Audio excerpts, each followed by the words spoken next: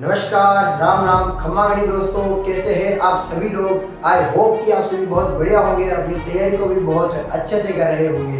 वो कहते हैं ना दोस्तों कि मंजिल उन्हीं को मिलती है जिनके सपनों में जान होती है, पंखों से कुछ नहीं होता, हौसलों में उड़ान होती है।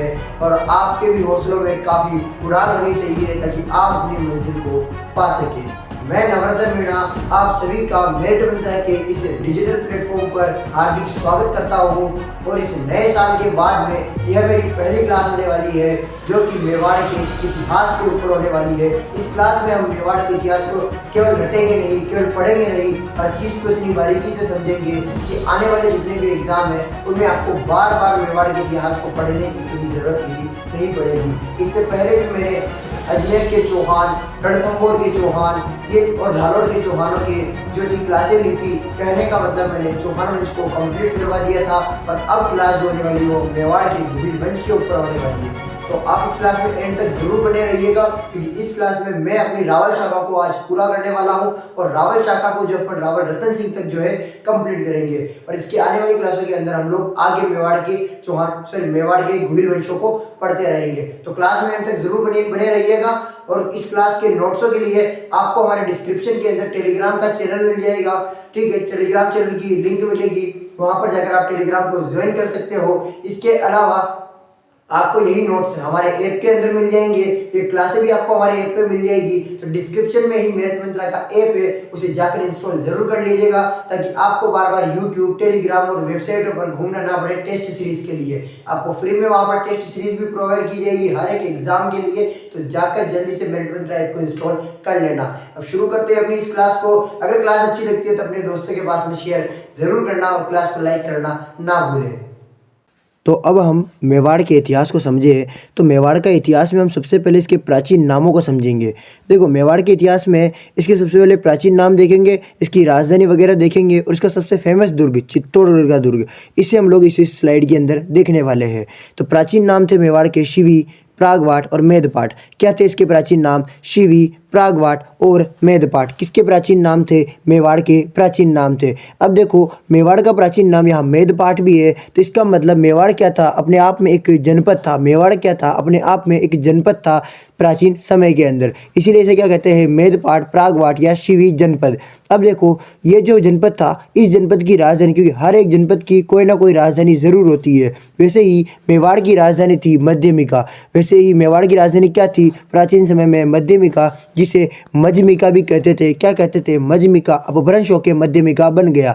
देखो, ये जो मध्यमिका स्थान है, इस मध्यमिका स्थान को अभी के टाइम पर अपन लोग नगरी कहते हैं। कभी आप चित्तौड़ गए हो तो रास्ते में नगरी नाम का स्थान आता है और वह नगरी कहाँ पर है? चित्तौड़ के अंदर। और वह प्राचीन नाम क्या था उसका? मध्यमिका, जो किसकी राजधानी थी? मेवाड़ की, यानी कि मेदपाट की राजधानी थी, या फिर शिवी जनपद की राजधानी थी, या फिर प्रागवाट की राजधानी थी, क्योंकि सारे के सारे नाम किसके हैं? मेवाड़ के ही प्राचीन नाम है। अब देखो, मेवाड़ के अंदर एक फेमस दुर्ग है, मैंने कहा था चित्तौड़गढ़ का दुर्ग। चित्तौड़गढ़ के दुर्ग की अगर हम बात करें तो इसके निर्माण की अगर हम बात करें, इसकी स्थिति की बात करें, तो देखो, इसका निर्माण करवाया गया था चित्रांगद मौर्य। किसके द्वारा? चित्रांगद मौर्य के द्वारा इस दुर्ग का निर्माण करवाया गया था। यह स्थित कहाँ पर है? तो ये दो नदियों के संगम पर स्थित है। और वह दो नदियाँ कौन सी है? गंभीर और बेड़च। कौन सी वो दो नदियाँ है? गंभीर और बेड़च।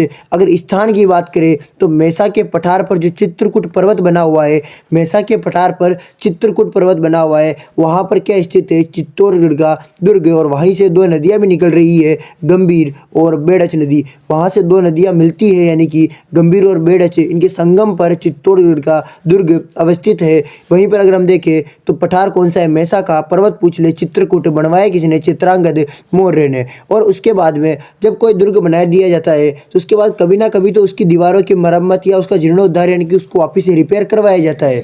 तो इस चित्तौड़गढ़ के दुर्ग को किसने रिपेयर करवाया था, यानी कि किसने इसका जीर्णोद्धार करवाया था? तो वह करवाया था महाराणा कुंभा ने, जिन्हें हम क्या कह सकते हैं? इस चित्तौड़गढ़ दुर्ग के आधुनिक निर्माता कह सकते हैं। क्या कह सकते हैं? आधुनिक निर्माता। अब निर्माता को देखकर ये मत सोचना कि चित्तौड़गढ़ दुर्ग को हटाकर एक नया दुर्ग खड़ा कर दिया वहीं पर, नहीं, उसी दुर्ग को रिपेयर करवाया गया था। किसके द्वारा? महाराणा कुंभा के द्वारा।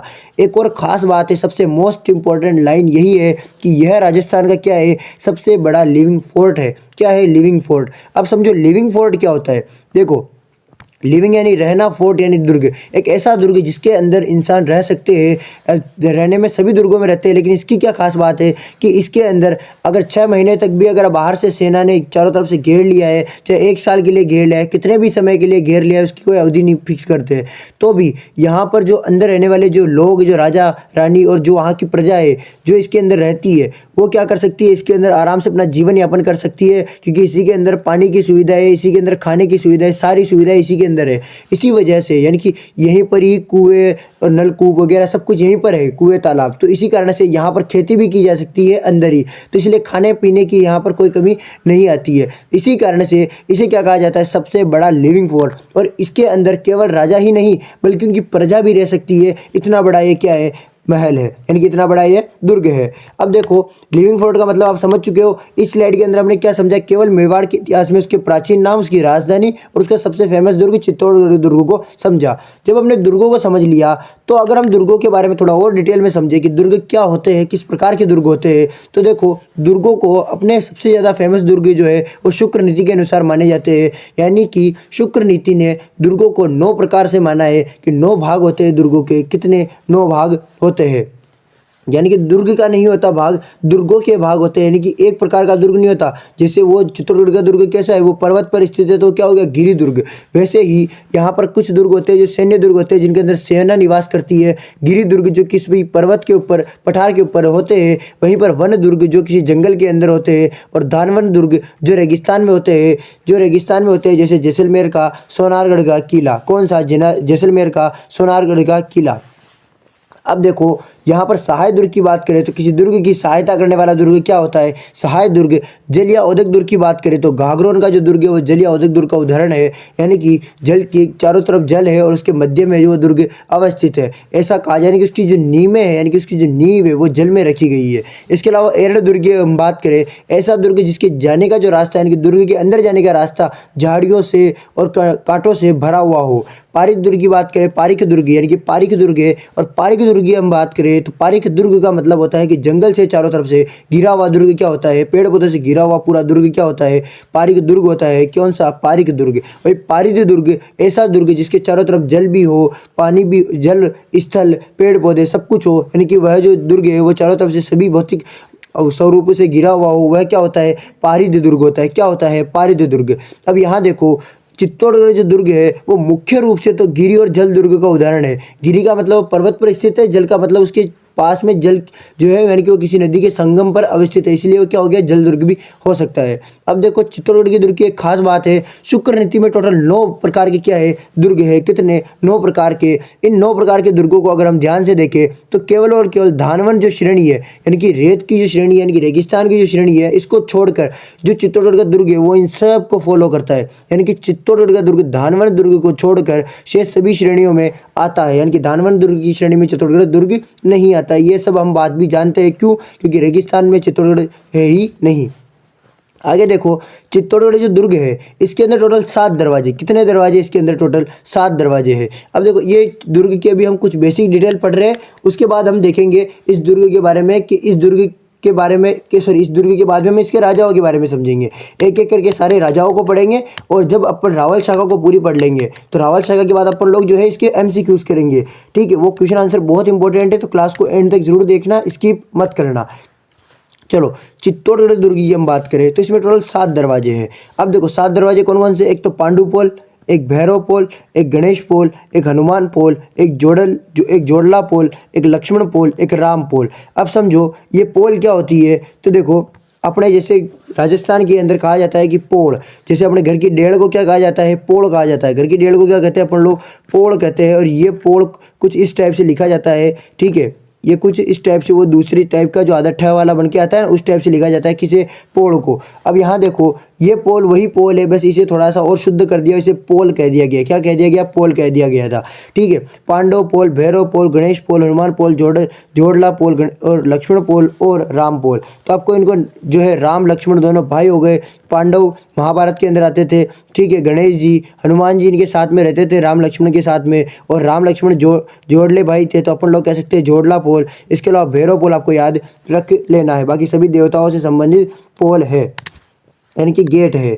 अब देखो गुहिल वंश को अपन लोगों ने यहाँ पे पढ़ा, अपन ने पहली स्लाइड में देखा मेवाड़ के इतिहास को, उसके बाद अपन लोगों ने दुर्गों को समझा, और अब अपन लोग जो है गुहिल वंश की उत्पत्ति के सिद्धांतों को समझने का प्रयास करेंगे कि जो गुहिल वंश की जो उत्पत्ति है उसके सिद्धांत क्या क्या है, और उसके अलावा उसमें जो राजा हुए थे वो कौन कौन से उसके राजा हुए थे, उन सब के ऊपर भी अपन लोग चर्चाएं करेंगे। अब देखो सबसे पहले अपन गुहिल वंश की उत्पत्ति के सिद्धांतों को अगर हम समझते हैं तो देखो विदेशियों ने कुछ अलग मत दिए हैं, वहीं अपने भारतीय ब्राह्मणों ने कुछ अलग ही मत दिए हैं। देखो जो अपने भारतीय लोग हैं उन्होंने अलग मत दिए हैं, और विदेशियों ने थोड़े अलग मत दिए हैं। अभी 1 मिनट के अंदर आपको ये पूरा समझ में आ जाएगा किसका मत कौन सा है और किसने कौन से मत दिए थे, और आपको अभी के भी ये याद भी हो जाएगा। अब देखो सबसे पहले हम देखें तो यहाँ पर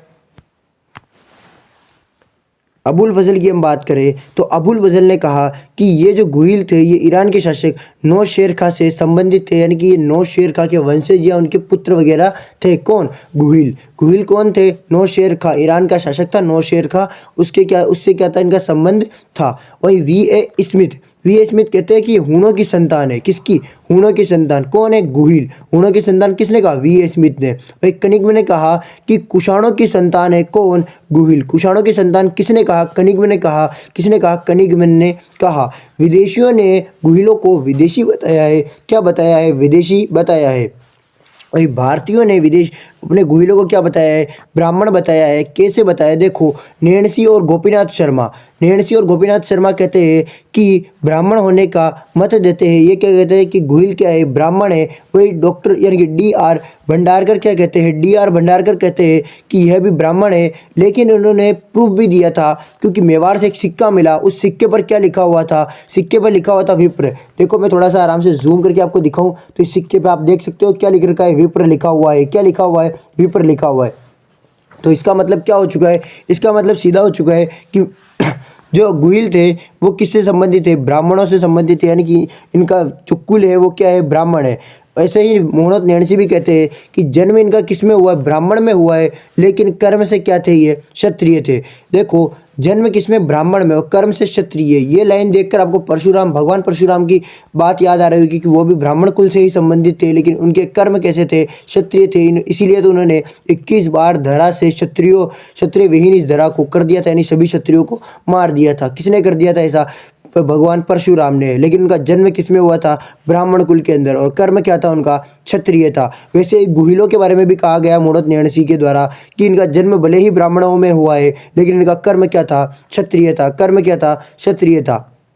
देखो यहाँ पर अपने भारतीयों ने इन्हें केवल जो है मेन जो जोर दिया गया है वो ब्राह्मण के ऊपर दिया गया है। तो देखो गोपीनाथ शर्मा स्वयं एक ब्राह्मण है, तो इन्होंने क्या कह दिया? ब्राह्मण है। ठीक है, आपको ये याद रखना है। डी.आर. भंडारकर ने भी क्या कहा? इन्हें ब्राह्मण कहा। मोहम्मद नेणसी ने भी क्या कहा? ब्राह्मण कहा। लेकिन कर्म से क्या कह दिया गया था? इन्हें क्षत्रिय कह दिया गया था। आगे देखो जैन साहित्य की अगर हम बात करें और कर्नल जेम्स टोड, इन जैन साहित्य की जो ग्रंथ है, और कर्नल जेम्स टोड ने इन्हें क्या कहा कि वल्लभी के जो शासक है शिलादित्य, उनकी संतानें है। वल्लभी की शासक शिलादित्य की संतान किसने बताया? कर्नल जेम्स टोड ने और जैन साहित्य ने। और ऐसा कहने वाले कौन थे? यह कर्नल जेम्स टोड। और ऐसा कहने वाली किताब कौन सी थी? जैन साहित्य। श्यामल दास ने कहा कि वल्लभी इनका क्या है? मूल स्थान है। वल्लभी इनका मूल स्थान है, लेकिन ऐसा कहा नहीं जा सकता कि शिलादित्य की ही है क्या है? संतान है। क्या है? शिलादित्य की है संतान, ऐसा कहा नहीं जा सकता। लेकिन वल्लभी जो है ये क्या? इनका मूल स्थान है। अब देखो वल्लभी कहाँ पर है, इसको मैं अगर आपको बताऊँ तो वल्लभी है आपके गुजरात में। कहाँ पर है? गुजरात में क्या है? वल्लभी है। वैसे ही गौरीशंकर हीराचंद्र ओझाने ने क्या कहा? सूर्यवंशी। अब वापस अपन लोग जो है इन सब को कनेक्ट करके थोड़ा समझने का प्रयास करते हैं। देखो सूर्यवंशी क्यों कहा गया, इसे समझिए। इन्हें कहा गया किसकी संतान है? शीलादित्य की संतान है। किसकी? शीलादित्य की। इन्हें क्या कहा गया? संतानें कहा गया। अब शीलादित्य की अगर इन्हें संतानें कहा गया है तो समझने का प्रयास करना, शीलादित्य की जो संतानें हैं कौन है? वो गुहिल है। अब जो शीलादित्य है ये भगवान राम हुए थे, उनके पुत्र लव और कुश हुए थे। उनमें से कुश के वंशज है। किसके? कुश के वंशज है। अब जो कुश है वो भगवान राम के पुत्र है, और भगवान राम जो है वो कौन से कुल से संबंधित है? कि वो भी क्या है? सूर्यवंशी है। तो कुश भी क्या हुए? सूर्यवंशी हुए। और कुशी के जो है कुल के अंदर, यानी कि उन्हीं के जो वंश के अंदर चलते चलते चलते 108 नंबर पर, कहीं पर अलग अलग डाटा भी मिलता है, 108वें नंबर पर जो कुल आया, यानी कि कहने का मतलब जो भी उनकी पीढ़ी आई 108वें नंबर की, उस पीढ़ी में कौन से राजा बने, शीलादित्य। तो इसका मतलब शीलादित्य भी क्या हो गए, सूर्यवंशी। और अगर गुहिलों का संबंध समझने का प्रयास करो, अगर गुहिलों का संबंध शीलादित्य से बताया जा रहा है तो गुहिल भी क्या हो चुके हैं, सूर्यवंशी हो चुके हैं। मैं यहाँ सूर्यवंशी फिल्म की बात नहीं कर रहा हूँ, यहाँ पर सूर्यवंशी की बात कर रहा हूँ, ये वंश है, ठीक है। आप थोड़ा सा ये सूर्यवंशी फिल्म मत देखने लग जाना। देखो शीलादित्य का संबंध किससे है, सूर्यवंशी से, तो गुहिल भी क्या हो गए, ये सूर्यवंशी हो चुके हैं। शीलादित्य की संतानें किसने बताया, कर्नल जेम्स टोड और जैन साहित्य के अंदर बताया गया था। तो शीलादित्य की अगर ये संतानें हुए तो यह भी क्या हो गए, सूर्यवंशी हो चुके। क्लियर है यहाँ तक सब कुछ, यहाँ तक सब कुछ क्लियर हो चुका है। तो फटाफट से वीडियो को लाइक करो, चैनल को सब्सक्राइब करो, क्योंकि ऐसे इससे भी ज़्यादा बेहतर क्लासेस आपके लिए आगे से आगे हम लाते रहेंगे जब तक आप सपोर्ट करते रहोगे। मेवाड़ में गुहिल वंश की हम बात करें, जो मेवाड़ है इसमें अब गुहिल वंश के बारे में बात करते हैं। पहले हम लोगों ने क्या समझा कि गुहिल वंश की स्थापना कैसे हुई, गुहिल वंश के उत्पत्ति के सिद्धांतों को समझा। जैसे हम लोगों ने चौहान वंश को समझने का प्रयास किया था शुरू से, वैसे ही हम लोगों ने गुहिल वंश को समझने का भी प्रयास किया था। अब इसी तरीके से हम गुहिल वंश को थोड़ा और डीपली समझेंगे, उसके बाद इसके राजाओं को पढ़ना शुरू करेंगे। आपने चौहान वंश की क्लासें नहीं देखी तो ज़रूर देखना, क्योंकि चौहान वंश को भी मैंने इससे भी ज़्यादा डीपली और शानदार तरीके से पढ़ाया है। इसी तरीके से इसको मैं और भी ज़्यादा शानदार बनाने का प्रयास कर रहा हूँ। कुछ दिनों से मेरी क्लासें नहीं आ रही थी, लेकिन आपकी रीजनिंग की क्लासें ज़रूर आ रही थी। आप कमेंट करके ज़रूर बताना कि आपके जो टीचर्स है वो कैसे पढ़ा रहे हैं, और ये भी बताना कि आपको ऐप कैसा लगा। अगर आपने मेरिट मंत्रा के ऐप को अभी तक भी इंस्टॉल नहीं किया है, किसको, मेरिट मंत्रा के उस ऐप को अभी तक इंस्टॉल नहीं किया है, तो ऐप को इंस्टॉल ज़रूर कर लेना। नीचे डिस्क्रिप्शन में उसका क्या मिल जाएगा, आपको लिंक मिल जाएगा। साथ ही में टेलीग्राम को ज्वाइन कर लेना। अब आपके जो नोट्स है वो टेलीग्राम पर जो है आपके अपडेट्स मिल रहे हैं, साथ में नोट्स जो है आपके ऐप के अंदर प्रोवाइड करवा दिए गए हैं। और इसके अलावा क्लासेस भी वहाँ पर डेली की डेली चल रही है, यही क्लासेस वहाँ पर मिल रही है। तो वहाँ पर आपको केवल ऐप इंस्टॉल करने की ज़रूरत है। आप वहाँ से क्लासेस भी देखिए, आप वहाँ से टेस्ट भी दे सकते हो। हर एक टॉपिक के आपको वहाँ पर क्या मिलेंगे, टेस्ट सीरीज मिल जाएगी, तो टेस्ट देना ना भूलें। इसके अलावा वहाँ पर आपको नोट्स भी मिल जाएंगे, और साथ में आपको हेल्प सपोर्ट मिलेगा, ताकि आपको अगर कोई भी डाउट है तो भी आप वहाँ पर पूछ सकते हैं। अगर आपसे ऐप नहीं चल रहा है, या फिर आपको नोट समझ में नहीं आ रहे हैं, या कोई डाउट है किसी क्वेश्चन के अंदर, किसी टॉपिक में, तो भी आपका हम लोग क्लियर करेंगे। लेकिन आप लोगों को उसके लिए क्या करना होगा, मेरिट मंत्रा के ऐप को जो है इंस्टॉल करना होगा, और उसमें जाकर आप लोगों को डेली क्लासेस वगैरह लेकर अपने डाउट्स को हेल्प जो सपोर्ट है उसके अंदर बताने होंगे, तो आपके सारे डाउट्स क्या कर दिए जाएंगे, क्लियर कर दिए जाएंगे। इसके अलावा कमेंट में ज़रूर बताना कि आपके दोनों नए टीचर्स जो है वो बहुत शानदार है, तो वो आपको कैसा पढ़ा रहे हैं। इंग्लिश की क्लासेस कुछ दिनों से नहीं आ रही है, इसका रीज़न सीधा सा है कि कुछ टेक्निकल इश्यूज़ आ रहे हैं उनकी क्लास के अंदर। अब देखते हैं हम लोग यहाँ पर गुहिल वंश को। तो देखो, गुहिल वंश की अगर हम बात करें तो मुहनोत नैणसी और श्यामल दास की बातें अगर हम सबसे पहले देखें, तो मुहनोत नैणसी ने कहा कि गुहिल वंश की टोटल 24 शाखाएं हैं। कितनी, यानी कि यहाँ पर अगर गुहिल वंश है चित्तौड़ में, मेवाड़ में, तो यहाँ से 24 शाखाएं निकली हुई है, यानी कि यहाँ से ही नहीं, अलग अलग जगहों से निकली हुई है। और ऐसे करके टोटल 24 क्या ब्रांच है, शाखाओं का मतलब क्या हो चुका है, इनकी ब्रांच है, यानी कि अलग अलग जगहों पर क्या है, गुहिल वंश स्थापित है। श्यामल दास कहते हैं कि गुहिल वंश की टोटल 36 शाखा है। कितनी, 36 ब्रांच है। वही मुहनोत नैणसी कहते हैं 24 ब्रांच है टोटल पूरे भारत के अंदर, राजस्थान में नहीं, पूरे भारत की बात कर रहे हैं यहाँ पर। मेवाड़ में अगर गुहिल वंश को अगर हम देखें तो इसी के अंदर ये जो ऐसा वंश था जिसने एक ही रियासत पर, यानी कि शुरू से लेकर देश के आज़ाद होने तक इन्होंने क्या किया, एक ही रियासत पर राज किया था। यानी कि एक ऐसा वंश है जिसने विश्व में एक ही रियासत पर अधिकार करने वाला वह राजवंश है, जो यानी कि सबसे लंबे समय तक क्या किया, इन्होंने अधिकार किया एक ही रियासत पर। जब से इन्होंने अधिकार करना शुरू किया, उसके बाद देश आज़ाद नहीं हुआ, तब तक इन्होंने क्या किया, अधिकार किया। 1947 तक क्या रहा इनका राज, मेवाड़ यानी कि चित्तौड़ पर रहा। लेकिन उसके बाद में तो देश आज़ाद हो गया था, और सभी राजाओं की जो है अपने ये राजवंश का सिस्टम समाप्त कर दिया गया था, और लोकतंत्र आ गया था, राजतंत्र हटा दिया गया था। देखो यहाँ पर कौन है, मेवाड़ जो है विश्व का सबसे प्राचीन, प्राचीन के अलावा यानी कि एक ही रियासत पर सबसे लंबे समय तक राज करने वाला क्या है, राजवंश है। वहीं पर मुहनोत नैणसी और श्यामल दास की अगर हम बात करें तो इनका मत है कि 24 शाखाएं क्या है, गुहिल वंश की है। ऐसा कहने वाले मुहनोत नैणसी है, श्यामल दास कहते हैं 36 शाखा है। राज चिन्ह की हम बात करें तो इनका जो राज चिन्ह है उसके ऊपर साफ साफ लिखा हुआ है कि जो दृढ़ राखे धर्म को वो तीही राखे करतार। राज चिन्ह पर क्या लिखा हुआ है कि जो दृढ़ राखे धर्म को तीही राखे करतार। क्या लिखा हुआ है? जो दृढ़ राखे धर्म को वो तीही राखे करतार। ये किस पर लिखा हुआ है? मेवाड़ के राजाओं के राज चिन्ह के ऊपर। इसके बाद देखो इनके इष्ट देवी देवताओं की अगर हम बात करें, कुल देवी देवताओं की अगर हम बात करें तो देखो यहाँ पर कुल देवी कौन है इनकी? बाण माता। क्या है, कौन है बाण माता? जो कहाँ पर इनका मंदिर है? इनका मंदिर है चित्तौड़गढ़ के अंदर। कहाँ पर? चित्तौड़गढ़ के अंदर। बाण माता का मंदिर कहाँ पर है? चित्तौड़गढ़ के अंदर अवस्थित है। वहीं पर देखो अंबिका माता जो इनकी आराध्य देवी है, उनका मंदिर कहाँ है? जगत उदयपुर के अंदर। और सबसे बड़ी बात कि जगत उदयपुर में जो इनका मंदिर है, इस मंदिर को क्या कहते हैं? मेवाड़ का खजुराहो कहते हैं। ये सबसे ज़्यादा महत्वपूर्ण है, मेवाड़ का खजुराहो कहते हैं। अब देखो सबसे पहले अगर हम बात करें यहाँ पर खजुराहो की, तो देखो खजुराहो को मैं थोड़ा और समझा देता हूँ। खजुराहो को समझो। एक आता है मेवाड़ का खजुराहो। क्या आता है? मेवाड़ का खजुराहो। एक आता है राजस्थान का खजुराहो। क्या आता है? राजस्थान का खजुराहो। मेवाड़ का खजुराहो कौन है? मेवाड़ का खजुराहो भी हमने पढ़ लिया, जगत अंबिका माता का मंदिर। यानी कि अंबिका माता का मंदिर क्या है? अंबिका माता का मंदिर क्या है? अपना मेवाड़ का खजुराहो। वहीं पर किराड़ू के जो मंदिर है, जो बाड़मेर के अंदर है, किराड़ू के मंदिर क्या है? अपने राजस्थान के खजुराहो है। राजस्थान के खजुराहो कौन कौन से मंदिर है? किराड़ू के मंदिर। और मेवाड़ का खजुराहो कौन सा है? अंबिका माता का मंदिर है। ठीक है। अब देखो यहाँ पर कुल देवता की हम बात करें तो एकलिंगनाथ जी कौन कौन है? एकलिंगनाथ जी का मंदिर क्या है? इनका कुल देवताओं का मंदिर है। और ये कहाँ पर है? कैलाशपुरी उदयपुर के अंदर है। आराध्य देवता की बात करें तो चारभुजानाथ जी क्या है? इनके आराध्य देवता है। और यह कहाँ पर इनका मंदिर है? राज संबंध के अंदर इनका मंदिर है। देखो हमने अब तक जो है मेवाड़ की जो सारी डिटेल्स को समझ लिया है। अब हम इसके राजाओं के ऊपर बात करेंगे, लेकिन उससे पहले देखो हम एक बार वापस से जो है इसके बेसिक्स को थोड़ा सा कवर कर लेते हैं ताकि अपने लिए थोड़ा सा बेहतर रहे।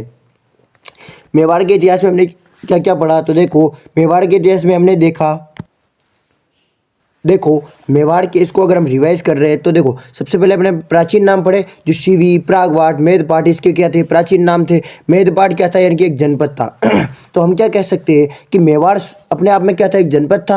और हर जनपद की क्या होती है? राजधानी होती है। तो मेवाड़ की राजधानी क्या हो गई? मध्यमिका, जिसे अपन मजमिका भी कहते थे प्राचीन नाम के अंदर।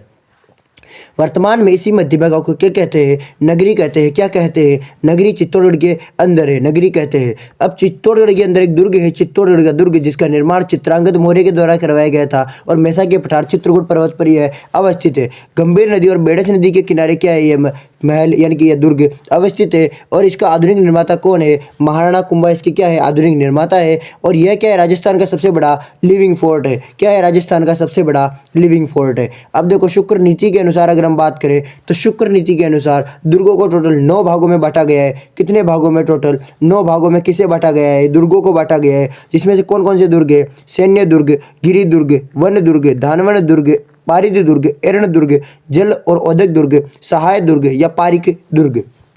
इनमें से केवल धानवन दुर्ग की श्रेणी को छोड़ दे तो इन चित्तौड़गढ़ इन सभी श्रेणियों को क्या करता है? लागू करता है अपने दुर्ग के ऊपर। लेकिन अगर मोस्ट इंपॉर्टेंटली देखें ढंग से तो केवल गिरी और ऊपर के तरीके से अगर हम समझने का प्रयास करें तो गिरी और जल दुर्ग ही इसके लिए मोस्ट इंपॉर्टेंट। लेकिन अगर डीप जाकर देखें तो चित्तौड़गढ़ दुर्ग जो इन सबको फॉलो करता है। अब चित्तौड़गढ़ दुर्ग के अंदर टोटल 7 दरवाजे हैं, जिनमें से पांडव पोल, भैरव पोल, गणेश पोल, हनुमान पोल, जोड़ला पोल, लक्ष्मण पोल, राम पोल, ये क्या है? इसके टोटल 7 दरवाजे हैं। सारे सारे क्या है? देवी देवता है, जैसे राम, लक्ष्मण, हनुमान जी 3 दरवाजे हो गए। पांडव हो चुके 4 महाभारत के। इसके अलावा महाभारत किसने लिखी? भगवान गणेश जी ने। ठीक है, आप लोगों को अगर भ्रम हो रहा है तो भगवान गणेश जी ने लिखी थी। ठीक है, आप लोग इतना ज़्यादा सोचना मत।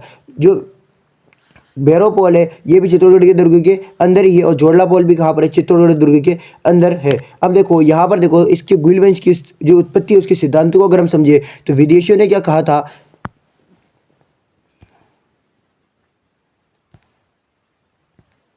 अब देखो घुइल वंश की उत्पत्ति की अगर हम सिद्धांतों की बात करें तो विदेशियों ने क्या कहा था कि विदेशियों ने कहा था, जिसे विदेशी के बारे में कहा था कि अबुल फजल, जिन्होंने क्या कहा कि ईरान के शासक नौशेर खां से क्या है संबंध है इनका। वी स्मिथ ने कहा हूणों की संतान है। और कनिंग ने कहा कि कुषाणों की ये क्या है? संतान है, ऐसा कहा। और भारतीयों ने क्या कहा कि ये क्या है? ब्राह्मण है। क्या है? घुइल ब्राह्मण है। जिनमें से देखो गोपीनाथ शर्मा नेणसी ने क्या कहा था कि ये ब्राह्मण होने का मत देते हैं। और डी आर भंडारकर कहते हैं कि ब्राह्मण है। और उन्होंने एक सिक्का भी ढूंढ लिया था जिस पर क्या लिखा हुआ था? ब्राह्मण ब्राह्मण यानी कि विप्र लिखा हुआ था और विप्र का मतलब होता है ब्राह्मण। वह अब देखो नेणसी की अगर हम बात करें तो मूढ़ोत नेणसी ने क्या कहा था, मूढ़ोत नेणसी ने कहा कि जन्म भले ही ब्राह्मणों में हुआ है लेकिन इनका कर्म क्या था, क्षत्रिय था। जैन साहित्य और कर्नल जेम्स टोड ने इन्हें क्या कहा, इनके बारे में कहा था कि ये क्या है, वल्लभी के शासक जो शिलादित्य है उनकी क्या है, ये संतानें हैं या फिर उनसे क्या इनका संबंध है। श्यामल दास ने कहा कि भले ही वल्लभी की हो लेकिन हम ये कह नहीं सकते कि शिलादित्य की क्या है, संतान है। गौरीशंकर हीराचंद्र ओझा ने क्या कहा कि ये क्या है, सूर्यवंशी है। और सूर्यवंशी क्यों है ये मैंने आपको अच्छे से समझा दिया है। इसके बाद हम देखते हैं यहाँ पर मेवाड़ के गुहिल जो शासक है इसके बारे में हमने बेसिक पढ़ा था कि इनकी जो शाखाएं है वो कितनी है, 24 शाखाएं है। और ऐसा कहने वाले कौन थे, मूढ़ोत नेणसी है। और 36 शाखाएं बताने वाले कौन थे, श्यामल दास जी। इनके राज चिन्ह पर जो दृढ़ राखे धर्म को व तिहि राखे करतार लिखा हुआ है। और एक और नोट मैंने यहाँ पर लगाया था कि गुहिल वंश यानी कि मेवाड़ पर सबसे लंबे यानी कि मेवाड़ का जो गुहिल वंश है वो संपूर्ण विश्व में एक ही रियासत पर अधिकार करने वाला सबसे लंबा जो है, लंबे समय तक अधिकार करने वाला जो है क्या, ये गुहिल वंश है। यानी कि कह सकते हैं कि जब से इसने राज करना शुरू किया है तब से लेकर 1947 जब देश आज़ाद हुआ तब तक इन्होंने क्या किया, राज किया था। अब देखो यहाँ पर मेवाड़ के शासकों के इष्ट देवी देवताओं की अगर हम बात करें तो कुल देवता कौन है, कुल देवी कौन है, बाण माता जो चित्तौड़गढ़ के अंदर है। और कुल देवता कौन है, एकलिंगनाथ जी जो कैलाशपुरी उदयपुर के अंदर है। आराध्य देवी कौन है, अंबिका माता जिसे मेवाड़ का खजुराहो भी कहते हैं, जगत उदयपुर के अंदर है। और आराध्य देवता कौन है, चारभुजनाथ जी जो कहाँ पर है, राजसमंद के अंदर है। राजस्थान का खजुराहो कौन सा है, किराड़ू। कौन है, किराड़ू।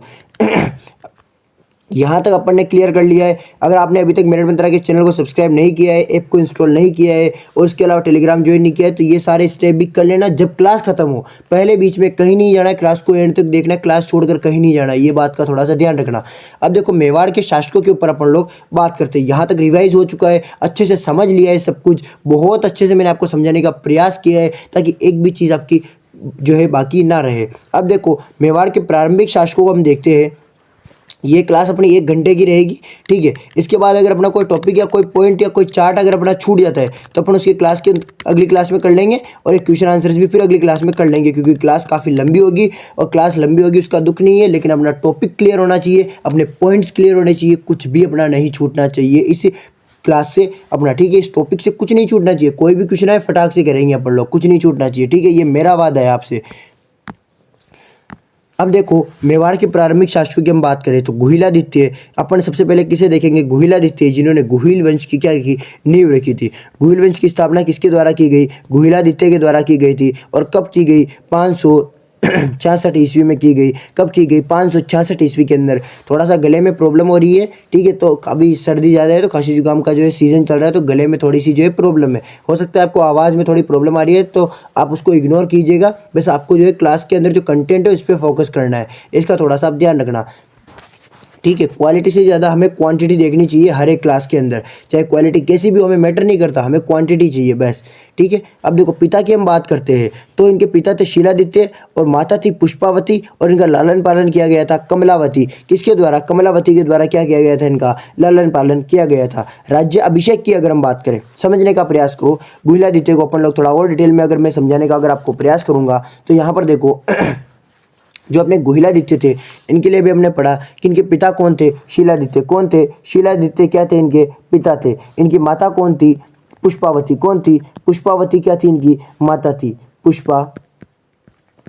पुष्पावती क्या थी, इनकी माता थी। वहीं पर इनका लालन पालन किसके द्वारा किया गया था, कमलावती के द्वारा इनका लालन पालन किया गया था। अब देखो जब पुष्पावती गर्भवती थी, जब पुष्पावती क्या थी, गर्भवती, उस समय जब शिलादित्य वल्लभी के शासक थे उसी समय यहाँ पर जो है विदेशियों के आक्रमण हो चुके थे, यानी कि जो है इस्लामी यानी कि किसी विदेशी आक्रमण के कारण गजनी से आक्रमण हुए और उसी कारण से शिलादित्य जो है उस युद्ध के अंदर मारा गया। और शिलादित्य की मृत्यु के बाद पुष्पावती जो है यहाँ से आकर और जो है अपने आबू यानी कि कहने का मतलब ये है कि यहाँ से आकर कहाँ चली जाती है, जौहर करने चली जाती है। और पुष्पावती जो है एक जो है आबू में जो मंदिर है भगवान शिव का उसे ज़्यादा पूजते थे, ठीक है, भगवान शिव के मंदिर को ज़्यादा पूजते थे तो इसलिए वहाँ पर आ जाते हैं और वहाँ पर क्या करने लग जाते हैं, जौहर करने का प्रयत्न करते हैं। लेकिन जब वहाँ के आसपास के लोग वगैरह बताते हैं कि एक गर्भवती महिला क्या नहीं कर सकती, जौहर नहीं कर सकती है, तो फिर यह जौहर नहीं करती है। क्यों नहीं कर सकती, जब तक ये बच्चे को जन्म नहीं दे देती, जन्म देने के बाद ये क्या कर सकती है, जौहर कर सकती है।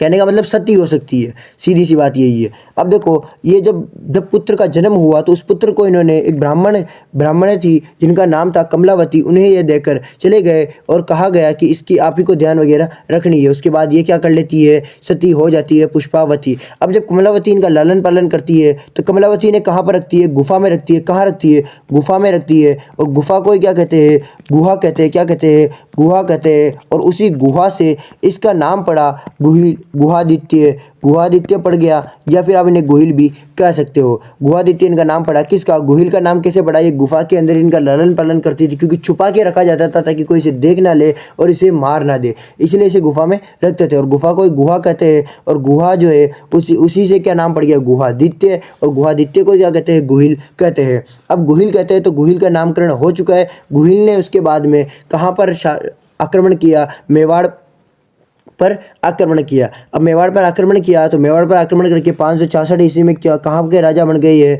गुहिल वंश यानी कि मेवाड़ के राजा बन गए थे। मेवाड़ के राजा उस समय कौन थे, तो आप कहोगे सर मेवाड़ पे क्या किसी का शासन नहीं था, तो मेवाड़ पे शासन था तो वो थे अपने चित्रांगद मौर्य, जिन्होंने उस टाइम पर मेवाड़ में चित्तौड़गढ़ दुर्ग का निर्माण करवाया था और इन्होंने उसको पराजित किया और यहाँ पर राज कर लिया था। चित्रांगद मौर्य का एक जो था शिलालेख भी था, चित्रांगद मौर्य का शिलालेख था। उसे कर्नल जेम्स टोड जब ले जा रहे थे विदेश अपने यहाँ पर देश में, तो उसे वो समुद्र में फेंक कर चले जाते हैं। ये बात भी है, कुछ चीज़ें हैं जो अपने नोट्स के अंदर यहाँ पर मिसिंग है, तो उन्हें मैं यहाँ पर समझा रहा हूँ। ठीक है, अब देखो मैं यहाँ पर केवल फैक्ट लेकर आया हूँ जो एग्जाम में डायरेक्ट पूछे जाते हैं, इसलिए मैं इसको चार्ट में लेकर आया हूँ। देखो गुहिलादित्य की हम बात कर रहे थे, जिन्होंने 566 ईस्वी में मेवाड़ पर शासन कर लिया था, चित्रांगद मौर्य को हराकर और गुहिल वंश की क्या कर दी, स्थापना कर दी। पिता भी हमने समझ लिए थे शिलादित्य, माता कौन थी, पुष्पावती, और लालन पालन कमलावती के द्वारा करवाया गया था।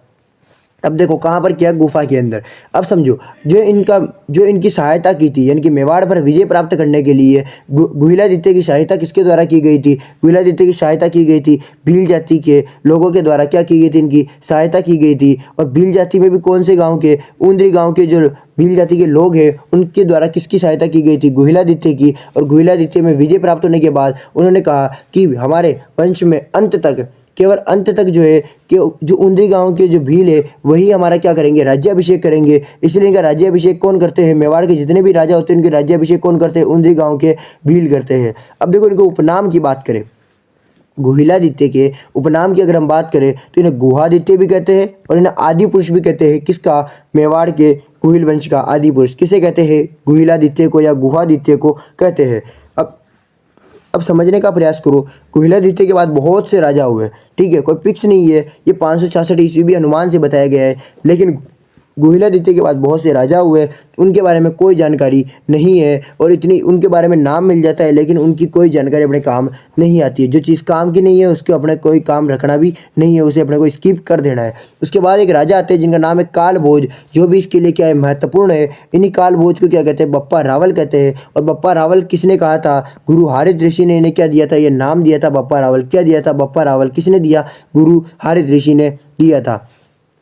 ठीक है, अब समझने का फिर से प्रयास करो। जब एक बात फिर से समझना, गुहिलादित्य ने जो है वहाँ पर राज कर लिया था चित्तौड़गढ़ के अंदर, मेवाड़ में। उसके बाद में क्या हुआ, मैंने कहा था बहुत से राजा हुए, तो बहुत से राजाओं में से जो थे एक राजा हुए थे महेंद्र सिंह दित्य, यानी कि महेंद्रादित्य हुए थे। उन्होंने क्या किया कि वहाँ के जो अब राज्याभिषेक का सिस्टम था इसे हटा दिया। ठीक है, और राज्याभिषेक का सिस्टम हटाकर उन्होंने कहा कि राज्याभिषेक का सिस्टम ये भील, ऊंद्री गाँव के भील नहीं करेंगे। इसलिए वहाँ पर क्या हो गया, इनमें आक्रोश पैदा हो गया और उसी कारण से मेवाड़ से वापिस से गुहिल जो है वापिस मेवाड़ से निकल गए थे। और उसके बाद कालभोज जो है भारत ऋषि की गायें चराते थे, यानी कि केवल यही बचे थे, बाकी सबको वहाँ से मार दिया गया था। कालभोज हारित ऋषि की गायें चराते थे। अब देखो कालभोज किनकी गायें चराते थे, हारित ऋषि की। तो हारित ऋषि के क्या हो चुके हैं, अनुयायी हो चुके हैं हारित ऋषि। ठीक है, हारित ऋषि की क्या करते थे, सेवा करते थे, उनकी गायें चराते थे, उन्हीं के आश्रम में ये रहते थे। तो हारित ऋषि ने इन्हें क्या दे दिया था, नाम दे दिया था। क्या नाम दिया था इन्हें, बप्पा रावल इन्हें नाम दिया था। बप्पा रावल की उपाधि किसने दी, हारित ऋषि ने दी थी। अब एक बात को और समझने का प्रयास करना कि हारित ऋषि की जब ये गायें चराते थे तो गायें चराते वक्त एक गाय थी जो जंगल में जाकर डेली की डेली जो थी दूध देती थी, अपने आप जो थी वो दूध अपने बिना किसी की सहायता से अपने आप ही दूध देती थी और वह दूध किसी एक फिक्स स्थान पर देती थी। जब यह बात बप्पा रावल को पता चली तो बप्पा रावल ने उस स्थान की क्या कर दी, खुदाई की, और उस स्थान की जब इन्होंने खुदाई की तो वहाँ से एक शिवलिंग निकली। क्या निकली? एक शिवलिंग निकली। और उस शिवलिंग को इन्होंने क्या नाम दे दिया? एकलिंग नाम दे दिया। क्या नाम दे दिया? एकलिंग नाम दे दिया। और उसी के बाद में एकलिंग जी के मंदिर का निर्माण करवा दिया गया था। किनके द्वारा? बप्पा रावल के द्वारा। एकलिंग किन्हें मान लिया गया था? इनका कुल देवता मान लिया गया था। किनको? एकलिंग नाथ जी को, कैलाशपुरी उदयपुर के अंदर जिनका मंदिर है। अब समझो फिर से एक बात, जब यह बात उनको पता चली उसके बाद क्या हुआ कि बहुत सारी घटनाएं हुई। उसके बाद हारित ऋषि का जब जाने का समय आया तो हारित ऋषि कहते, कहानियाँ है कि उदंती है कि हारित ऋषि को एक पान वरदान मिला था कि वह कुछ भी एक उनको एक वरदान था कि आप जो मांगोगे वह सच हो जाएगा। तो उसके बाद उन्हें एक वरदान मांगा कि मेरा जो ये शिष्य है यानी कि जो जो काल भोज है ये क्या हो जाए? अमर और अजय हो जाए। कालभोज क्या हो जाए? अमर और अजय हो जाए।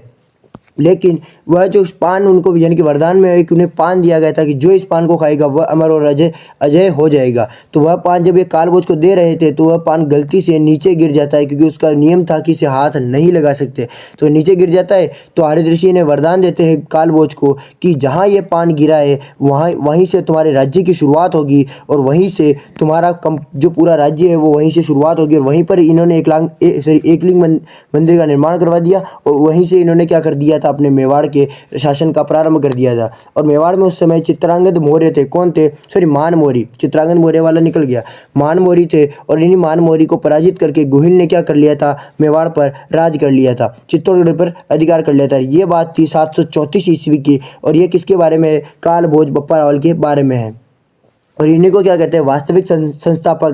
क्योंकि एक बार जाने के बाद वापस कौन लेकर आया? कालभोज लेकर आए, तो इसलिए इन्हें क्या कहते हैं? वास्तविक संस्थापक कहते हैं। निर्माण की हम बात करें तो एकलिंग मंदिर का क्या करवाया? इन्होंने निर्माण करवाया था। एकलिंग मंदिर का निर्माण किसके द्वारा करवाया गया? कालभोज के द्वारा। और इनकी जो समाधि है यानी कि इनकी जो छतरी है वो नागदा में है। कहाँ पर है? नागदा में। कहाँ है? नागदा के अंदर। इनके गुरु कौन है? हारित ऋषि। उपाधि क्या दी? बप्पा रावल। क्या नाम था? कालभोज। किसको हराया? मान मौर्य को। और चित्तौड़ वो जो शिलालेख वाली बात कही थी वो इनकी संबंधित थी, वो वहाँ पर मैंने थोड़ी सी गलत बता दी थी। यहाँ से मान मौर्य से संबंधित है और शिलालेख का नाम भी मान मौर्य था। ठीक है।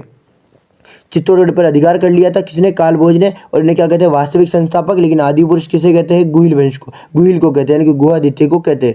और इनकी समाधि कहाँ पर है? नागदा में। और इन्होंने एकलिंग मंदिर का निर्माण करवाया था। अब देखो एकलिंग मंदिर के बारे में थोड़ा और समझने का अपन लोग प्रयास। तो जो एकलिंग जी का जो मंदिर है, इस मंदिर का निर्माण किसके द्वारा करवाया गया था? बप्पा रावल यानी कि कालभोज के द्वारा इसका निर्माण करवाया गया था। निर्माणकर्ता कौन है? कालभोज यानी बप्पा रावल। अगर स्थान की बात करें तो कैलाशपुरी उदयपुर में कौन सा मंदिर स्थित है? एकलिंग नाथ जी का मंदिर स्थित है। स्वयं यानी कि स्वयं को एकलिंग नाथ जी का दीवान बताते हैं कौन? मेवाड़ के शासक। तो एक क्वेश्चन आप बन सकता है कि मेवाड़ के शासक स्वयं को किसका दीवान मानते हैं? तो वो किसका मानते हैं? एकलिंग नाथ जी के। किसको मानते हैं? एकलिंग नाथ जी को क्या मानते हैं? वह मेवाड़ का दीवान मानते हैं। यानी कि जो मेवाड़ के जो शासक है वो स्वयं को दीवान मानते हैं। किसका? एकलिंग जी का। किसका? एकलिंग जी का। अब एकलिंग जी का मंदिर है ये कौन से भगवान को समर्पित है? भगवान शिव को। और वहीं पर कौन से संप्रदाय से संबंधित है? तो वह लकुली संप्रदाय से संबंधित यह मंदिर है। भगवान शिव का यह मंदिर कौन से संप्रदाय से संबंधित है? लकुली संप्रदाय से। और आस्का, देखो इस एकलिंग मंदिर से संबंधित एक शब्द है जिसका नाम है आस्का। अब आस्का को समझो। आस्का का मतलब होता है जैसे अपन आका लेते हैं, आका यानी कि कोई भी आज्ञा लेते हैं भगवान से, वही आस्का होती है। कि राजधानी छोड़ने से पहले अनुमति लेना ही आस्का कहलाता है। मेवाड़ के जो राजा हुआ करते थे वो जब अपनी राजधानी छोड़ते थे यानी कि अपनी राजधानी को छोड़ते थे उस टाइम पर वह जो भगवान से यानी कि एकलिंग जी से जो आज्ञा लेते थे उसे क्या कहते हैं? आस्का कहते हैं। देखो एकलिंग जी के मंदिर से संबंधित अपने को फैक्ट याद रखना है। कहाँ पर स्थित है? कैलाशपुरी उदयपुर में। निर्माण किसके द्वारा करवाया गया? कालभोज के द्वारा। और मेवाड़ के शासक क्या मानते हैं? स्वयं को एकलिंग नाथ जी का दीवान मानते हैं। और कौन से संप्रदाय से संबंधित है? लकुली संप्रदाय से संबंधित है। आस्का क्या होता है? तो राजधानी छोड़ने से पहले अनुमति लेना ही क्या होता है? आस्का कहलाता है। क्या कहलाता है? आस्का कहलाता है। कुछ महत्वपूर्ण फैक्ट्स की अगर हम बात करें तो देखो मेवाड़ की जो राजधानी उसके कुछ महत्वपूर्ण फैक्ट्स की बात करते हैं यानी कि बप्पा रावल से संबंधित जो भी है। तो देखो सर्वप्रथम बप्पा रावल ने क्या चलाए थे? स्वर्ण सिक्के चलाए थे। क्या चलाए? स्वर्ण सिक्के चलाए थे। यानी कि सोने के सिक्के चलाने वाले सबसे पहले राजा कौन थे? बप्पा रावल थे। कौन थे? बप्पा रावल थे। और वजन की बात करें तो 114 ग्रेना। ग्रेना का मतलब समझो। ग्रेना का मतलब होता है कि जो गेहूं के जो दाने होते हैं यानी कि अन्न के दाने, यानी कि 115 अन्न के दानों के बराबर एक सोने का सिक्का था। किसके समय में? बप्पा रावल के समय में सबसे पहले क्या चलाए गए थे? सोने के सिक्के। उन सोने के सिक्के का वजन कितना था? 115 ग्रेना। ठीक है, ये क्या है? मापन की पद्धति, आपको इतना सा याद रखना है।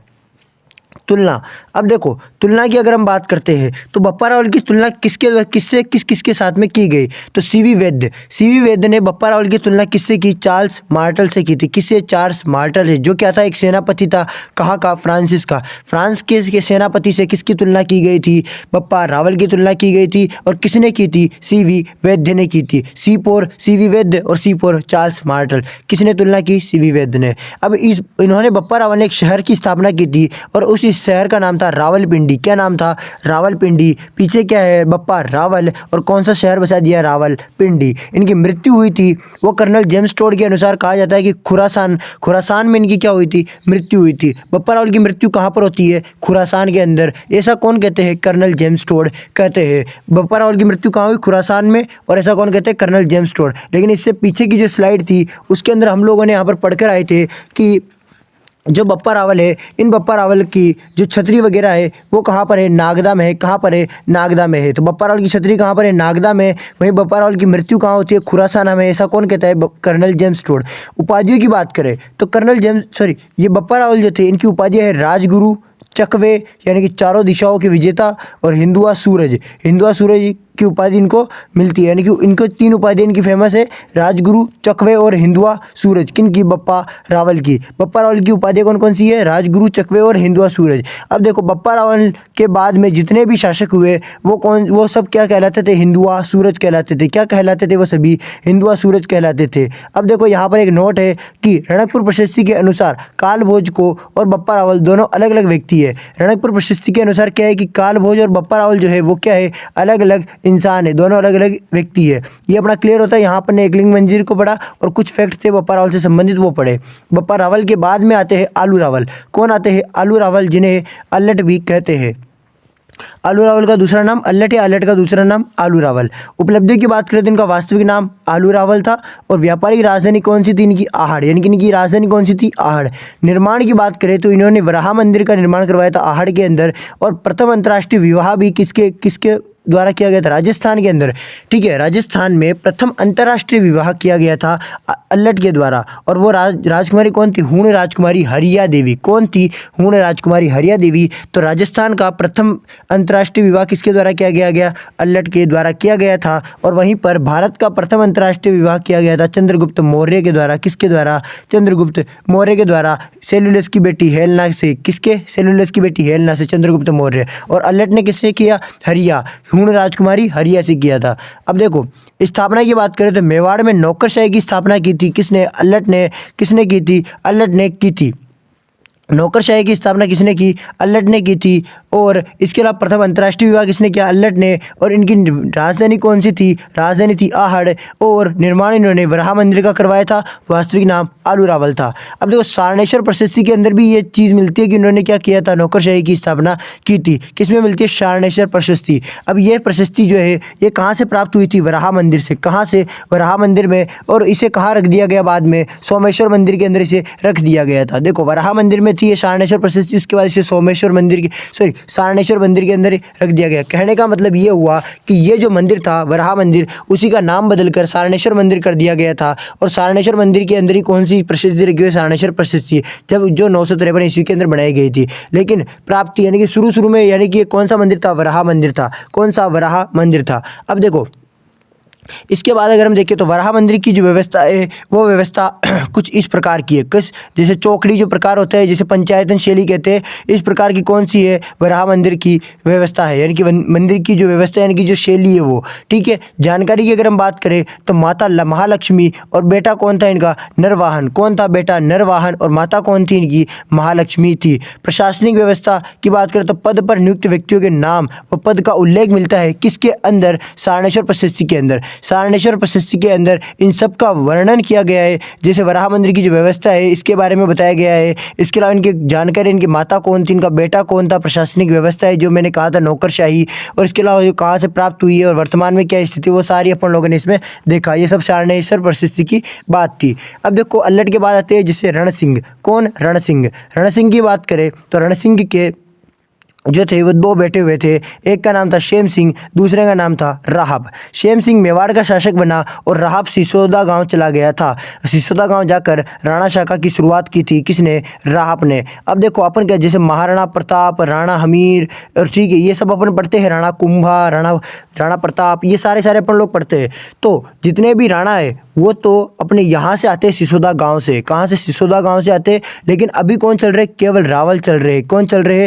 रावल चल रहे। जैसे बप्पा, रावल पीछे लगा रखा है, ठीक है। उसी प्रकार से अभी जो चल रही है वो रावल शाखा चल रही है। लेकिन इन्हीं गुहिलों की एक और दूसरी ब्रांच बन जाएगी, कहने का मतलब यानी कि ये दो पार्ट में हो गए। यहाँ पर एक तो चला गया सिसोदा गाँव जो राणा शाखा चलाएगा, और एक का जो यहीं पर रहेंगे वो रावल शाखा चलाएंगे।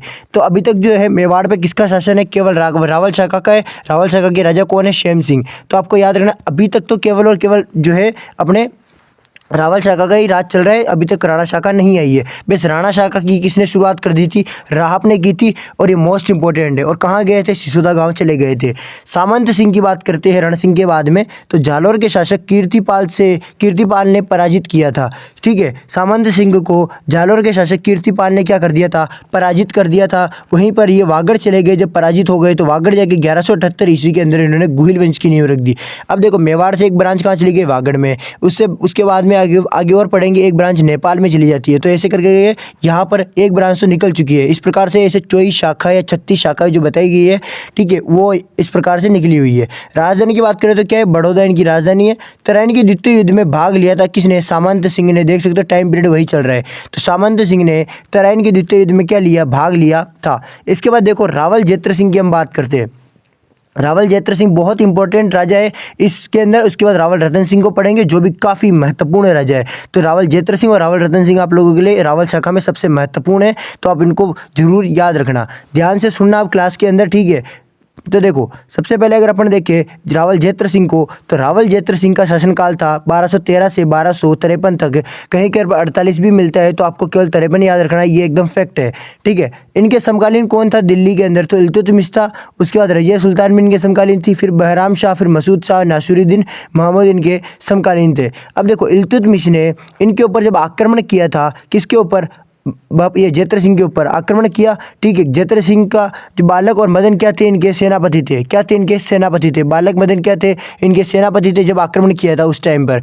और इल्तुतमिश जो था ये गुलाम वंश से संबंधित था। परिणाम क्या हुआ? जेत्र सिंह विजय हुए। और इसकी जानकारी किससे मिलती है? इस युद्ध की। और देखो युद्ध का नाम क्या है? भूताला का युद्ध। देखो इसको थोड़ा शुरू से समझो, मैं आपको वापस एक बार बताऊँ अगर। तो जो भूताला का युद्ध हुआ 1227 ईस्वी के अंदर, इसी के अंदर जेत्र सिंह की तरफ से कौन लड़े? बालक और मदन। और इल्तुतमिश जो था इसका वंश था वो गुलाम वंश था। देखो, और इसके अलावा इन दोनों के बीच में जो युद्ध हुआ था, वर्सेस हुआ था, इस युद्ध के अंदर जेत्र सिंह विजय हुए। और इसकी जानकारी मिलती है जयसिंह सूरी पुस्तक के अंदर, यानी कि जयसिंह सूरी की जो पुस्तक है हमीर मदमर्दन, उसके अंदर इसकी जानकारी मिलती है। किसकी जानकारी? भूताला के युद्ध की जानकारी। भूताला के युद्ध की जानकारी कौन सी पुस्तक में मिलती है? हमीर मदमर्दन। उसके लेखक कौन है? जयसिंह सूरी। कौन है? जयसिंह सिंह सूरी। उसके अलावा किस किस के मध्य? इल्तुतमिश और जेत्र सिंह के मध्य हुआ। परिणाम क्या हुआ? जेत्र सिंह विजय हुआ। कब की बात है? 1227 की यह बात है। कुछ महत्वपूर्ण घटनाओं की अगर हम बात करें तो 1248 के अंदर ही नासिरुद्दीन महमूद को पराजित कर दिया था। किसने? जेत्र सिंह ने। किसने किया? जेत्र सिंह ने किया था। नागदा को जो है इस नासिरुद्दीन महमूद यानी कि जो इल्तुतमिश था, इस इल्तुतमिश ने जब युद्ध के अंदर हारा तो ये जाते समय नागदा को नष्ट कर गया था। और परमारों से जो छीना गया था, ठीक है, चित्तौड़ उसकी नवीन राजधानी बना दिया था। कहने का मतलब नागदा को नष्ट किसने कर दिया? इल्तुतमिश ने। और उसके बाद जेत्र सिंह ने अपनी नई राजधानी बना ली चित्तौड़गढ़ को। किसे बना लिया? चित्तौड़गढ़ को। अब हमीर जो शब्द हुआ था, हमीर मदमर्दन का मतलब जो हमीर शब्द है उसका मतलब है इल्तुतमिश। हमीर का मतलब क्या है? इल्तुतमिश। तो हमीर मदमर्दन यानी कि मद यानी नष्ट करना, मर्दन यानी मारना, ठीक है। तो हमीर यानी कि इल्तुतमिश का जो साम्राज्य यानी कि जो नष्ट किया, किसको मारा? इल्तुतमिश को मारा था। किसने? इसमें बताया गया है हमीर मध्य मर्दन के अंदर। और किसने किया था? ये जैत्र सिंह ने। इसके लेखक कौन है वैसे अमीर मध्य मर्दन की? जयसिंह सूरी। और इस इल्तुतमिश ने नागदा को क्या कर दिया था? नष्ट कर दिया था। और चित्तौड़ को नई राजधानी बना ली किसने? जैत्र सिंह ने बना ली। जैत्र सिंह ने क्या बनाया? चित्तौड़ को नई राजधानी बनाई। अब देखो कुछ महत्वपूर्ण फैक्ट्स की बात करें तो 1248 इसके अंदर नासिरुद्दीन महमूद को पराजित किया था। ये अपन लोगों का यहाँ पर क्लियर है। अब आगे देखो, आगे देखते हैं तो डॉक्टर दशरथ शर्मा ने कहा कि मध्यकालीन मेवाड़ का स्वर्णकाल, यानी कि मेवाड़ के मध्यकालीन समय का स्वर्णकाल कौन से राजा का था? जैत्र सिंह का। ऐसा कहने वाले कौन है? दशरथ शर्मा। इनकी उपाधि थी मेवाड़ का प्रथम विजेता शासक। मेवाड़ का प्रथम विजेता शासक किसकी उपाधि थी? जैत्र सिंह की उपाधि थी। ठीक है, ये जैत्र सिंह की कुछ बेसिक बातें थी और ये सारा कंप्लीट जैत्र सिंह अपन लोगों ने पढ़ा है, जिसमें भूताला का युद्ध सबसे ज़्यादा महत्वपूर्ण है। अब हम लोग पढ़ेंगे रावल रतन सिंह को, जो आपके लिए काफ़ी महत्वपूर्ण है और काफ़ी बड़ा राजा भी है। तो आपको इसे पढ़ना और इसे समझना बहुत ज़्यादा जरूरी है। तो ध्यान से सुनना और ध्यान से समझना, ठीक है। अब देखो, रावल रतन सिंह का जो शासनकाल था वो 1302 से लेकर 1303 ईस्वी तक था। कब से कब तक? 1302 से लेकर 1303 तक था। रानी पद्मिनी इनकी क्या थी? पत्नी थी। रानी पद्मिनी क्या थी? इनकी पत्नी थी। और इन्हीं रानी पद्मिनी का एक तोता था जिसका नाम था हीरामन तोता। क्या था? हीरामन तोता। सभी राजा रानियों को अपन समझने की कोशिश करें तो रानी पद्मिनी सिहिल द्वीप की क्या थी? राजकुमारी थी। और इनके पिता का नाम था गंधर्व सेन और माता का नाम था चंपावती। पिता का नाम गंधर्व सेन, माता का नाम चंपावती। रहने वाली सिहिल द्वीप यानी कि श्रीलंका की यह रहने वाली थी। तोते की मैंने कहा था कि ये रानी पद्मिनी का ही तोता था जिसका नाम था हीरामन तोता। अब देखो, हीरामन तोते के बारे में अगर हम थोड़ी डिटेल समझे तो ये गागरोन दुर्ग, यानी कि जो गागरोन जो दुर्ग है, जिसे अपन जल दुर्ग भी कहते हैं, जो आहू और काली सिंध नदी के संगम पर है, ये यहाँ पर पाया जाता है। यानी कि हीरामन तोता कहाँ पाया जाता है? गागरोन दुर्ग में पाया जाता है। और संत पीपा का जन्म भी कहाँ पर हुआ था? गागरोन दुर्ग के अंदर ही हुआ था। और यहीं पर इनकी जन्म और इनकी छतरी भी यहीं पर ही है। एक नोट लगाया गया है, सलीम अली जो थे उन्होंने हीरामन तोते को घाघरोनी तोता भी कहा है। तो घाघरोनी तोता कौन से तोते को कहते हैं? हीरामन तोते को कहते हैं, जो कहाँ पाया जाता है? घाघरोन दुर्ग के अंदर। इसी घाघरोन दुर्ग में संत पीपा का जन्म भी हुआ था। अब देखो, रानी पद्मिनी की जो कहानी है इसे अपन लोग शुरू से अच्छे से समझने का प्रयास करते हैं। तो देखो, अपन अगर देखें ढंग से तो इस कहानी के अंदर देखते हैं तो राजस्थान ख्यातों के अनुसार पद्मिनी पुंगल देव प्रदेश की पुण्यपाल भाटी की बेटी थी। यानी कि अपने राजस्थान ख्यातों के अनुसार कहा जाता है कि पद्मिनी जो थी वो पुंगल प्रदेश के पुण्यपाल की बेटी थी। पुण्यपाल भाटी जो उसकी बेटी थी, कौन? पद्मिनी। राघव चेतन जो तांत्रिक था उसने दरबार से निकाल दिया गया था। कहानी को समझने का प्रयास करना। रानी पद्मिनी के बारे में पता चल चुका है, इंट्रोडक्शन। अब क्या हुआ कि राघव जो चेतन था, इसकी जो नीयत थी ये थोड़ी ख़राब थी रानी पद्मिनी को लेकर। ये बात रावल रतन सिंह को खटकने लगी और उन्होंने राघव चेतन को जो था वो बाहर निकाल दिया था। ये क्या था? एक तांत्रिक था और इसे यहाँ से बाहर निकाल दिया राज दरबार से। जो दरबार से इसे बाहर निकाला गया तो यह चला गया दिल्ली और इसने अलाउद्दीन खिलजी के पास चला गया और वहाँ जाकर यह कहने लगा कि अगर आप एक दिल्ली के सुल्तान हैं तो आपके पास तो इस विश्व की सबसे सुंदर, यानी कि अगर आप महान भारत के सम्राट हैं, यानी कि जो है सुल्तान है, तो आपके पास तो एक इस विश्व की सबसे सुंदर स्त्री होनी चाहिए और वो आपके पास नहीं है, वो तो किसी और के पास है। और जब अलाउद्दीन खिलजी ने यह बात सुनी तो उसने कहा कि किसके पास है? अगर वह विश्व में किसी भी कोने में या किसी भी इंसान के पास होगी तो मैं उसे छीन कर ले आऊँगा। जब ऐसा कहा तो उसने कहा कि ये मेवाड़ और दूर कहीं नहीं बल्कि मेवाड़ के राजा रावल रतन सिंह की पत्नी रानी पद्मिनी ही इस विश्व की सबसे सुंदर है। जो पानी पीती है वो भी इसके गले में दिख जाता है। ऐसा कह कहकर उसने अलाउद्दीन खिलजी को उकसाया और अलाउद्दीन खिलजी आ गया चित्तौड़। कहाँ आ गया? चित्तौड़। और चित्तौड़ पर कर दिया आक्रमण। चित्तौड़ पर क्या कर दिया इन्होंने?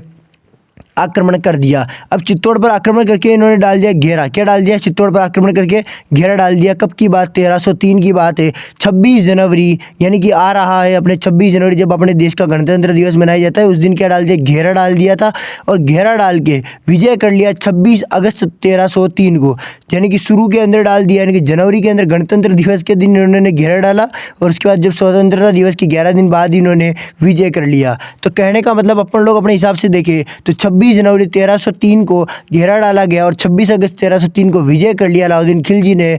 अब देखो, युद्ध किसके मध्य में हुआ था? अलाउद्दीन खिलजी और रतन सिंह के मध्य में और रतन सिंह लड़ते हुए वीरगति को प्राप्त हो गए थे। वहीं पर इनके सेनापति घोरा बादल थे। किनके? अलाउद्दीन के। रतन सिंह के सेनापति कौन थे? घोरा और बादल थे, जो लड़ते हुए वो भी वीरगति को प्राप्त हुए। कुंभलगढ़ प्रशस्ति में ऐसा कहा जाता है कि जो लक्ष्मण सिंह थे, जो सिसोदा गांव से आए थे, वो उनके 7 पुत्र मारे गए थे इस युद्ध में। सिसोदा गांव से जो लक्ष्मण सिंह आए थे, उनके जो 7 पुत्र थे, वो इस युद्ध के अंदर मारे गए थे। ये चीज़ किसके अंदर बताई गई है? कुंभलगढ़ प्रशस्ति के अंदर यह बात बताई गई है। अब देखो यहाँ पर खिज्र खां की अगर हम बात करें,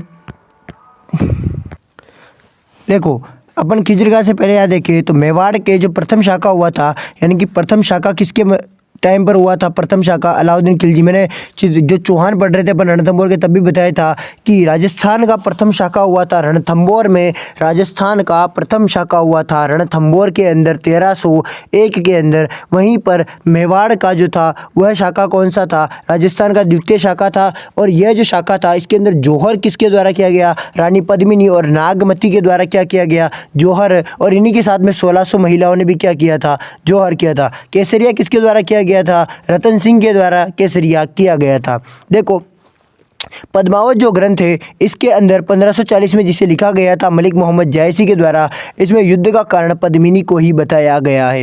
यानी कि ये जो कहानी अभी आप लोग सुनकर आए हो, ये कहानी पद्मावत ग्रंथ की है, जिसके अंदर मलिक मोहम्मद जायसी ने कहा है कि युद्ध का कारण क्या है? पद्मिनी ही है। और खजाइन उल फतूहत तारीख अलही के अंदर अमीर खुसरो कहते हैं अभियान की जानकारी, जिसके अंदर इस अभियान की जानकारी मिलती है। यानी कि युद्ध का कारण तो आपको पद्मावत ग्रंथ के अंदर मिल जाएगा, लेकिन इस युद्ध के अभियान, यानी कि इसमें जो अभियान था, इसकी पूरी जानकारी खजाइन उल फतूहत जो अमीर खुसरो के द्वारा लिखा गया था, इसे तारीख अलही भी कहते हैं।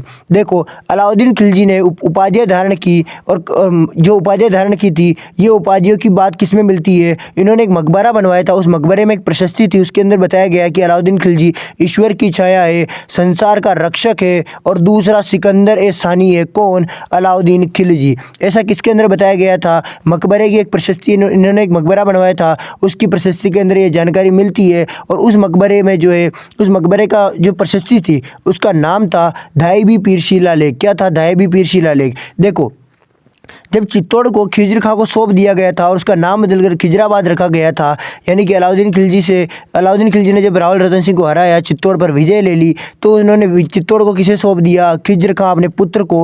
और खिज्र खां के नाम पर इसका नाम खिजराबाद रख दिया गया था। क्या रख दिया था? खिजराबाद रख दिया गया था। अब देखो खिजराबाद के अंदर ही धाईबी पीर शिलालेख की जानकारी मिलती है, और वो जानकारी क्या है? ये जानकारी मिलती है, यानी कि जितनी भी जानकारी आपको मैंने अभी बताई है कि खिज्र खां को सौंपा, नाम बदल दिया, अलाउद्दीन खिलजी की उपाधियाँ, ये सारी धाईबी पीर शिलालेख के अंदर, जो एक फारसी भाषा में लिखा गया है, इसके अंदर मिलती है। खिज्र खां ने गंभीर नदी पर पुल बनवाया था, और ये पुल किससे बनवाया था? जितनी भी मूर्तियाँ थी उन सबको तुड़वा कर ये पुल बनाया गया था। यानी कि वहाँ पर एक पुल बनाया गया था गंभीर नदी पर, और वो पुल जितने भी देवी देवताओं की मूर्तियाँ थी उन्हें तुड़वा कर यह पुल बनवाया गया था।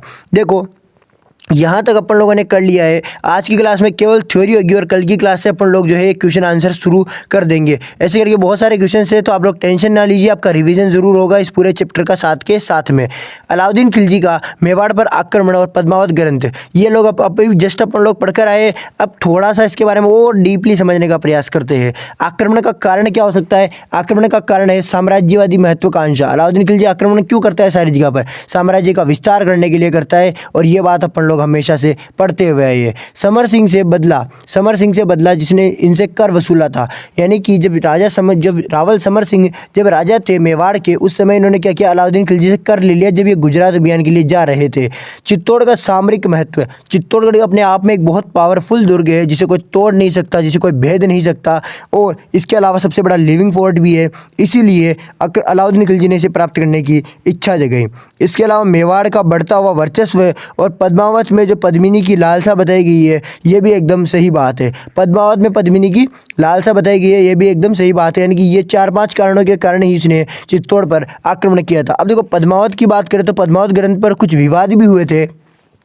यानी कि उसमें जो बात बताई गई है कहानी, वो उसके कुछ समर्थक थे तो कुछ विरोधी भी थे। और समर्थकों में Dasharath Sharma, Gopinath Sharma, colonel James Tod, Mohammad Nainsi, ये सब तो क्या थे? इसके समर्थक थे। वहीं पर इसके विरोधी थे KS लाल, बनारसी प्रसाद, सूर्यमल मिश्र, गौरी शंकर, हीराचंद्र ओझा इसके क्या थे? विरोधी थे, यानी कि इसके असमर्थक थे। ठीक है। विवरण की बात करें तो भाषा कौन सी भाषा में लिखा गया, अवधि के अंदर रचना जो थी मलिक मोहम्मद जायसी के द्वारा की गई थी और शेरशाह सूरी के समय में यह रचना की गई थी 1540 ईस्वी के अंदर। कौन सा ग्रंथ, पद्मावत ग्रंथ, ठीक है। अब पद्मावत ग्रंथ के अंदर कुछ शब्दों का प्रयोग किया था, जिसमें चित्तौड़ तो जो था वो एक शरीर था, चित्तौड़ क्या था, एक शरीर था। वहीं जो राजा था वो एक मन था, और पद्मिनी क्या थी, यानी कि पत्नी जो थी वो क्या थी, एक बुद्धि थी। उसने तो पद्मिनी क्या थी, बुद्धि, उसने तो बुद्धि को भ्रष्ट कर दिया था। राघव चेतन शैतान या गुरु था, ठीक है। अलाउद्दीन खिलजी को उसने समझाया, इसीलिए तो अलाउद्दीन खिलजी एक माया था जिसने सब कुछ एक क्षण भर में नष्ट कर दिया था। इस तरीके से आपको इसको समझना है। घटनाक्रम में चित्तौड़ के जो शासक थे उसमें देखो खिज्र खां को सौंप दिया 1303 के अंदर। अब देखो वापिस से अपने राजा आएंगे अपने खुद के, ठीक है। वापिस से मतलब रावल शाह का यानी कि अपने मेवाड़ के जो गुहिल वंश के राजा है वो वापिस आएंगे। 1303 में खिज्र खां को सौंप दिया। उसके बाद 1311 में इसने मालदेव सोनगरा को सौंप दिया, किसने, खिज्र खां ने, और वो चला गया अपने स्थान पर। उसके बाद देखो 1326 में जैसा बनवीर सोनगरा यानी कि जैसा शासक बना। कौन बना, जैसा, यानी बनवीर सोनगरा जो मालदेव मुछाला यानी कि मुछाला जो मालदेव था या मालदेव जो सोनगरा था इसी का छोटा भाई था। कौन था, बनवीर सोनगरा। इस तरह रणकपुर प्रशस्ति के अंदर ये सारी घटनाक्रम की जानकारियां मिलती है, ठीक है। अब यहाँ तक अपन लोगों ने पढ़ लिया। अब देखो 1326 में ये आ गया है ना, तो अब देखो आगे कि 1326 के बाद में अब देखो ना नए राजा आएंगे, और नए राजा के अंदर सबसे पहले अपन लोग किसे पढ़ेंगे, राणा हमीर को। किन्हें पढ़ेंगे, राणा हमीर को। हमीर देव चौहान तो रणथंभौर में आते हैं, इन दोनों में बहुत ज़्यादा कन्फ्यूजन होता है, तो आप ध्यान रखना कल की क्लास के अंदर अपन लोग इन क्वेश्चंस को करने के और उसके बाद में राणा हमीर से पढ़ना शुरू करेंगे, और राणा हमीर को पूरा करने के बाद में हम लोग अपने राजाओं को रेगुलर रखेंगे और कुछ राजा कल करेंगे, फिर उनके क्वेश्चन आंसर्स करेंगे। इस तरीके से चलेगा, तो साथ में थ्योरी भी हो जाएगी और साथ ही में अपना क्या हो जाएगा, एमसीक्यूज भी हो जाएंगे, जो अपने लिए काफ़ी ज़्यादा बढ़िया रहेंगे। हाँ, आपकी क्लास आज इतनी परफेक्ट नहीं बन पाई है जितनी हम लोग हमेशा बनाते हैं। इसका कारण यही है कि आज जो है थोड़ी सी हेल्थ इश्यू आ रही है, थोड़ी सी तबीयत खराब है, और इसी के साथ में फिर भी हम आप लोगों के लिए क्लासें लगा रहे हैं। आज आपकी कोई रीजनिंग या इंग्लिश की क्लास तो नहीं आई है, क्योंकि उसका कारण यही है कि आपके जो है सर के जो थोड़ा सा काम वगैरह आ गया था, इसी वजह से उनकी क्लासेज नहीं आई है। बट कल से या परसों से, कल से आपकी इंग्लिश की क्लास आ जाएगी और परसों से ही आपकी रीजनिंग की क्लास भी आ सकती है, ठीक है। तो आपकी ये जो 2 क्लासेज ये सब रेगुलर चलेगी, और साथ में मेरी जीके की क्लासेज भी अब चलती रहेगी, और आपके लिए और भी नए जो है शिक्षक वगैरह आप लोगों के लिए ज्वाइन करेंगे और आपको ज़रूर शिक्षा देंगे बहुत बेहतर वाली। इसके अलावा मेरिट मंत्रा के ऐप को इंस्टॉल नहीं किया तो फटाफट से डिस्क्रिप्शन में जाकर इंस्टॉल करो, क्योंकि ऐप पर लॉगिन करने के बाद आपको फ्री में वहाँ पर BSTC 2026 का कोर्स देखने को मिलेगा, और फ्री का जीके का एक बैच मिलेगा, जिसके अंदर आप लोग फ्री की जीके की सारी क्लासें ले सकते हो। यूट्यूब पे बार बार भागने की जरूरत नहीं है। इसके अलावा बार बार वेबसाइट बदल कर टेस्ट ढूंढने की जरूरत नहीं है कि इस पे 5 टेस्ट मिल रहे फ्री में, वहाँ दे ले फिर 5 वहाँ से। नहीं, आपको एक ही जगह से कंटेंट मिलेगा फ्री में टेस्ट सीरीज मिलेगी, साथ में फ्री में नोट्स मिल रहे हैं। तो फटाफट से जाइए, लिंक डिस्क्रिप्शन में है, ऐप को इंस्टॉल कीजिए, ठीक है, और आराम से अपने जो है टेस्ट नोट्स और क्लासेस पढ़ते रहिए, और डेली की डेली नोट्स पढ़कर आप लोग हर संडे को टेस्ट जरूर देना। इसके अलावा टेलीग्राम का लिंक भी डिस्क्रिप्शन में, जिसके अंदर आपको इस ऐप से और हमारे यूट्यूब चैनल से संबंधित डेली की डेली अपडेट्स मिलते रहेंगे, तो टेलीग्राम को जरूर से ज्वाइन करना। इसके साथ में अगर आपको ये क्लास बहुत अच्छी लगी है या आपको ये क्लास अच्छी लगी है तो आप जो है इस क्लास को शेयर कर सकते हैं अपने दोस्तों के साथ में, क्लास को लाइक जरूर कर सकते हैं, और मिलते हैं अपन लोग अपनी नेक्स्ट क्लास में। तब तक के लिए जय हिंद, जय भारत।